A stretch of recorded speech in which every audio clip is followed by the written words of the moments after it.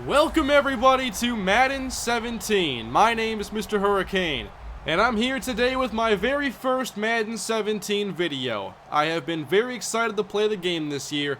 I now have a chance to do so on the EA Access on the Xbox One console. So I've been playing my first few games, and I wanted to open up first with my impressions. You're going to see two games in this video. The first one is Vikings and Packers in US Bank Stadium, which will be the Vikings' first true home game in this building in Week 2. Now, I just wanted to go through and give you my thoughts on what I've seen so far. I've played like 4 or 5 games. I have played one online game, and I've so far had a good time with it. But I wanted to mainly focus on the points of emphasis. And I'll be going back and forth focusing on the actual gameplay and whatnot. But I wanted to see zone coverage. How does that look? I wanted to see defensive line play as a whole, both against the run and the pass. By the way, this presentation here with the new player intros, very nice.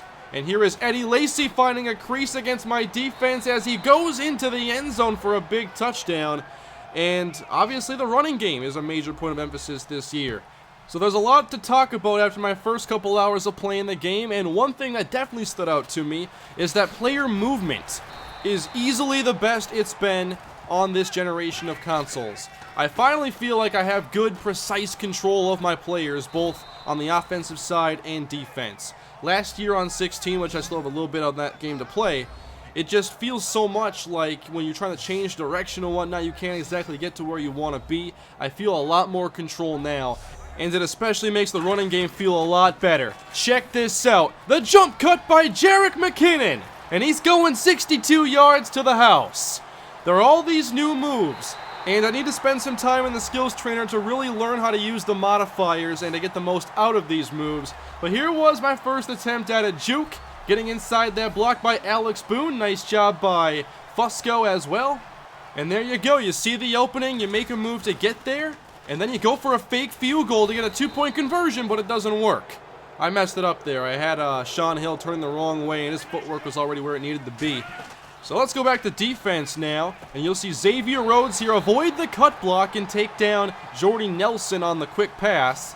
There is a good-looking animation there. I like to look at the animations just as a whole and see how smooth the game looks. And I will say that this first game here was probably the least smooth game I played, and I thought there were a lot of good things in here, but I also noticed some animations that weren't as smooth, but not really any major complaints on my part. You can see a lot of the zone coverage at play, by the way. I was playing mainly zone to show that off, and I was just losing all these contested battles downfield against the Packer wide receivers, whether it was who was before? Devontae Adams, now it's Jordy Nelson. So I fell into a hole here, 17-6, trying to get in scoring range, and that pass is knocked away by Clay Matthews. I love seeing the improved pass rush this year and 4-man rushes being viable. How about going deep? Laquan Treadwell can't make the catch. He's covered by Sam Shields on that play. So that first half didn't go well. I tried cleaning things up here in the second half, and there is a defensive tackle making a play in the running game, something I wanted to see so bad. And I can say the front four, those defenders do a great job now at defending the run. They can shed blocks, they get in the way, they force redirections. It's way different than last year, and one of my main areas of concern. Now here I get a first down to Stephon Diggs on the outside in front of Sam Shields. The timing window on those curl routes now is a lot tighter. And here is Adrian Peterson getting loose in the secondary, and he's gone as well. I knew with both him and Jerick McKinnon, I had a chance to break the big ones. And I did with each of them. There's a great job by Charles Johnson getting down there to block the safety. So we're going to go back to defense. Off the fake, down goes Aaron Rodgers. Now it's Brian Robinson applying some pressure. You didn't see much pressure in that first half, but watch it increase here in the second. They end up not converting here as Cobb can't hang on, and I go back to offense. Now I wanted to take a shot downfield again. I want to see Laquan Treadwell make an aggressive catch. The extra protection helps give Teddy time, and Treadwell can't make the grab downfield. By the way, all this gameplay is defaults all-pro, except for injuries is now defaults at 10, and I moved it to 50. That was the only change. I do this every year. Hop into a game as the Vikings, play on All-Pro, see how the game plays out. And Teddy goes outside for Laquan Treadwell. He's going to the house. Sam Shields cannot cover that C route. And I watched that EA Sports stream yesterday, and the developers were talking about man beaters like the C route are very good against man coverage this year, and there's a good example of it. And here is Rodgers going down. I have the lead now. We're getting pressure. That's Everson Griffin. Things are going super well for us. They had a holding penalty, and look at this. They're not getting big catch and runs. We're getting pressure, playing good zone defense. The guys are playing disciplined, and I was just really liking the way the defenses looked as a whole, and there is more pressure from Brian Robinson as Rodgers throws incomplete, and we end up getting the football back. Here's a punt for Marcus Sherrills. And I'm trying to get into scoring range again. I find an opening. We're going to take this wide. And my stick skills here on the Xbox One aren't on par with my PS4 skills right now. We're going to go with the counter here, and Adrian Peterson bounces off one tackler. And there is a first down as I was working to get in at least field goal range. 3rd and 12. Teddy going for 6 again. And Diggs can't come down with it. So I call on the field goal unit. 42-yard try, Blair Walsh. And it's blocked! The Packers get it! Morgan Burnett on the scoop! And that's one of the biggest changes this year. The ability to actually block field goals without exploits. And the Packers take the lead on a blocked field goal touchdown. An incredible jump to get there relatively easily. And then Morgan Burnett's there for the scoop and score. Suddenly, I'm down by a field goal, trying to get back in scoring range with not much time left, and here's a catch and run for Adrian Peterson. The stronger backs have felt really good to me so far in the game. Then Teddy goes outside for Laquan Treadwell, and here we are at the 43 of Green Bay. Still plenty of time to go as Teddy sails this, and Jarius Wright lays out for it. That was the one aggressive catch that I got. I tried a bunch of them.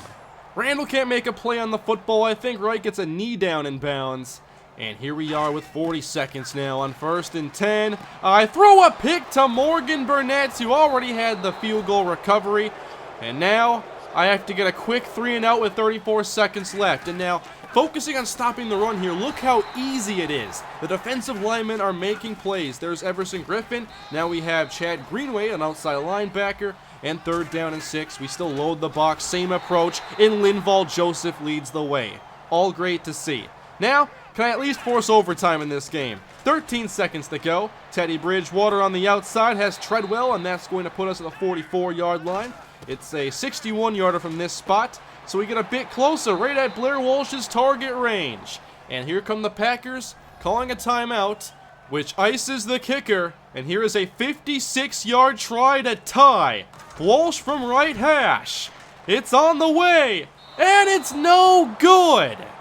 I couldn't hook that one inside at all. I couldn't really see if it was my accuracy with the meter or if I didn't do a good enough job with the left stick, which I like the way the kicking meter works so far. I need to experiment more with it, but you no longer just like move the arrow and leave it there. You have to hold it there with the left stick, and then you have that 3-button approach. Like if you ever played any golf game, most of the golf games I've played have like that 3-button power accuracy setting thing.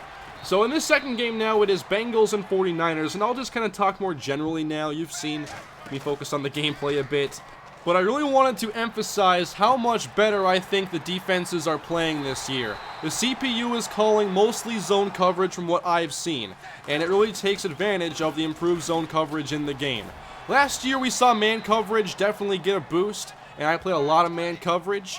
At the same time, there were too many routes that were easy against man coverage, but there were also plays that could really take advantage of zone defense, so it was a struggle to find some balance there, and that's what I'm hoping to see right now. And I can't really say whether that's there or not at the moment, but I do think zone coverage, it's so much more versatile, and I think it's the way to play this year. Especially because with pattern matching, a lot of these zones can mimic man coverage in a way, and there are a lot of different checks these players will make based on their technique. Like I saw in the EA Sports stream, they were showing off cover 3 versus 4 verticals. We all know how automatic that was last year, but now you have the vertical hook zone. So those hook zones that before would just watch basically, 10 yards down the field, now they're going to read that inside receiver, and if he's going to run a streak down the middle, he's going to cover that seam and take away the 4 vertical option. Or if you just have a double slot streak, like there are some plays that have like curls on the outside, but the tight end and a slot receiver run streaks. And now there are counters for those types of plays. So it's very important to get in Skills Trainer this year and to learn how each of these techniques work. Because you could play, if you wanted to, and I might, you could play Cover 3 basically all game long and adjust your techniques based on the down and distance. There are some that are going to help you, like the hard flat, I believe, is the one where it really focuses on stopping the flats. So third and short, you can really focus on there. Or if it's like third and long, you can play a softer flat. Another scheme that's actually usable this year is Cover 2, because that middle read, middle linebacker is more intelligent this year, and he's not just dropping back like 12 yards, 15 yards deep. He's actually reading the inside receivers, and he's having his depth match what needs to happen. And I've played Cover 2 in the red zone. It's worked out very well for me so far. The alignment, zone techniques, and the gap assignments really do make a big difference this year. And check this play out. Fullback dive. Watch it only get 1 yard. Isn't that wonderful to see? I haven't done a lot of outside running, so I can't comment on how tosses and whatnot work this year. But I'm liking a lot of what I see. Another thing I like in this game is that the gap assignments really do make a difference in run defense, and you're going to see an example here soon. But this is another great example of the zone coverage where Jones is playing pretty soft here, but the throw is out, he rallies, makes that tackle quickly. He didn't have to stand 3 yards from the wide receiver to make that play happen. And there is a miss by Colin Kaepernick. Quarterback inaccuracy. Of course, I love to see that. I feel that running with both power and the more elusive backs is very rewarding this year.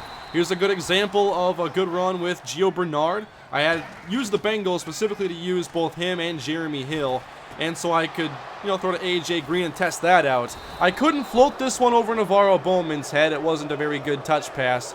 I ended up making it more of a bullet pass, but this is where you want to pay attention. Hand off Carlos Hyde. There's the hit stick and the fumble. Vontaze Burfict delivers the hit. Now watch him read this play. He sees where the run is going. He gets in position. He doesn't just run straight. If he did, he might run into his own lineman who was engaged in a block. He actually took an intelligent route to the ball carrier, and because of that, he was able to deliver the hit stick. Linebackers fill, defensive linemen shed their blocks, and they have a big impact in the running game. Now, you do see a lot of big runs in this gameplay, and maybe there will be some tweaking necessary for like my franchise when it comes to limiting yards per carry and how often these big plays can happen. Although, these two games really are the biggest runs I've had so far. I played more where there really wasn't any room to run, and when you stack the box, it's difficult as it should be. Check out the tight end here, 89. Might have to watch that back again, but I like the route he takes. He ended up being able to redirect and find a blocker or a defender to actually block. So this game is coming to an end soon, and I want to know what else you guys would like to see here on Madden 17. What do you guys want to see most in this year's game? I'm going to be bringing more videos today. I will have a franchise off-season walkthrough, and I also played my first game of Draft Champion, so I have a few different things to show you guys. Of course, I'm still working on getting my franchise team announcement video ready. No set timetable on that. It's going to be within the next week, so shouldn't have to wait too long. And there's another forced fumble by Vontaze Burfict. But those are my impressions, guys. I feel very positive about a lot of the changes in this year's game. My main criticisms would have to do with animations and just wanting those to be a little bit more smooth and cleaned up. But from a gameplay standpoint, I love the zone coverage. Everything on defense they wanted to do this year, I have very positive feelings about it so far. I like the running game, it feels fun. The passing windows are tough on offense, the front fours get pressure. I still want to play more and really see a larger sample size and see just how much pressure front fours get, how many big runs there are, and get to know this game a little bit better. Thank you all for watching. Please leave a like if you enjoyed, subscribe for much more Madden 17 content on the way, including new series that will be starting soon. Thank you all for watching. Have a great day.